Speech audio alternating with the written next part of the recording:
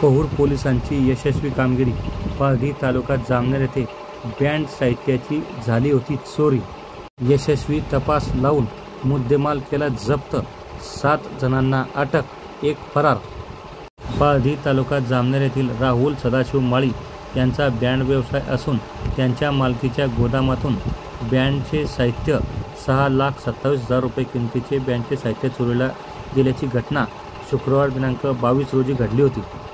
पहूर पोलिसांनी CCTVच्या आधारे तपास करून 7 आरोपींना अटक व 1 फरार असल्याचे सांगितले। ट्रॅक्टरसह बँडचे साहित्य असे एकूण 10,27,000 रुपयांचा मुद्देमाल पहूर पोलीस स्टेशनला जप्त करण्यात आला असून 7 आरोपितांना अटक करण्यात आली आहे। 1 आरोपी मात्र अद्यापही फरार आहे। त्याबाबत पहूर पोलीस स्टेशनचे सहाय्यक पोलीस निरीक्षक प्रमोद कठोरे यांचे मार्गदर्शनाखाली सुभाष पाटील, विनोद पाटील, ज्ञानेश्वर ढाकरे, ईश्वर कोकणे, सत्यवान कोळी, राहुल पाटील, सागर गायकवाड हे तपास करीत आहे। सदरचा मुद्देमाल बोदवड तालुक्यातील वाकी गावी गुरांच्या गोठ्यात मिळून आला।